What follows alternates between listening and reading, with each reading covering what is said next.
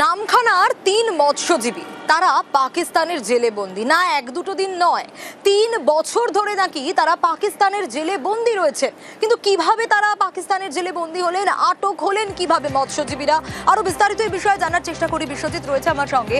বিশ্বজিৎ, ১-২ বছর নয়, ৩ বছর ধরে তারা পাকিস্তানে বন্দী, তারা কি কোনোভাবে ফিরে আসতে পারবে না? কি জানা যাচ্ছে কিভাবে তারা বন্দী হলো?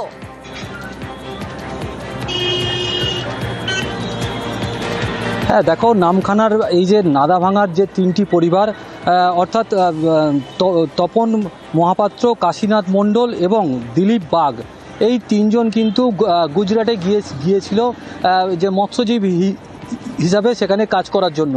এবং সেখানে ২০২৩ সালে তাঁরা কিন্তু ওই যে যখন মৎস্য শিকার করেন সেই সময় কিন্তু পাকিস্তান যে নেভি রয়েছে তাদের হাতে কিন্তু আটক হয়। এবং তারপর থেকে ২০২৪ সালে শুধুমাত্র একবার তাদের সঙ্গে যোগাযোগ করা সম্ভব হলেও এখনও পর্যন্ত প্রায় ৩ বছর কেটে গিয়েছে। এই 3টি পরিবারের লোকজন কিন্তু এখনও তারা কোথায় আছেন, কিভাবে রয়েছেন তার কিন্তু কোনো হদিশ নেই। পরিবারের তরফ থেকে বিভিন্ন দপ্তর, বিভিন্ন নেতা মন্ত্রীদের কাছে বারংবার কিন্তু তারা গিয়েছেন, তারপরেও কিন্তু কোনো রকম তাদের যে খোঁজ তারা কিন্তু এখনো পর্যন্ত পাচ্ছে না। বুঝতেই পারছো, পরিবারের যদি প্রধান লোক কোথাও যদি আটকে থাকে তাহলে তাদের পরিবারের ওপরে কি নেমে আসে। এই পরিস্থিতিতে কিন্তু তারা এই মুহূর্তে অসহায় এবং ভারত সরকার এবং রাজ্য সরকারের কাছে তারা কিন্তু বিনীত আবেদন চাইছেন যে তাদের যে পরিবারের লোককে ফিরিয়ে দেওয়া হোক। অর্থাৎ এই যে তপন মহাপাত্র থেকে শুরু করে যারাই আটকে রয়েছে তাদেরকে কিন্তু ইতিমধ্যে ফিরিয়ে দেওয়া হোক। ফেরানোর আবেদন মৎস্যজীবী পরিবারে। গুজরাটে তারপর কি হলো? তারপরে ওইখান থেকে সেই ট্রলারে গিয়ে আর যা টিপ গেছে আর কোনোদিন ফেরেনি, ধরা পড়েছে। কোথায় ধরা পড়েছে?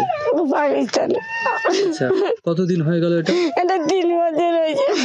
কোনো খোঁজ নেই? না, কোনো খোঁজ হয়নি। 1-2 বার ওদের কাছে যে ফোন করেছে বলে ধরা পড়ে আছে, আমার সঙ্গে কোনোদিন কথা হয়নি। গুজরাটের ট্রলার বাড়িতে গেছিল, পাকিস্তানের বর্ডারে ঢুকে যায়, ওনাকে ধরে নেয়। 20 দিনের পর খবর আসে যে ওনারা পাকিস্তানে ওদেরকে ধরে নিয়েছে। 2024-এ 3 বছর হয়ে গেছে। 2টো চিঠি এসছে, তারপরে ওই যুদ্ধর পর থেকে আর কিছু তার সঙ্গে যোগাযোগ কিছু হয়নি। তা আমরা এখন প্রচুর কষ্টে আছি। আমি চাই আমার স্বামীকে নিয়ে এসে দেও সবাই। আমি আমার 2টো ছেলেকে নিয়ে খুব কষ্টে আছি আজকে 3 বছর।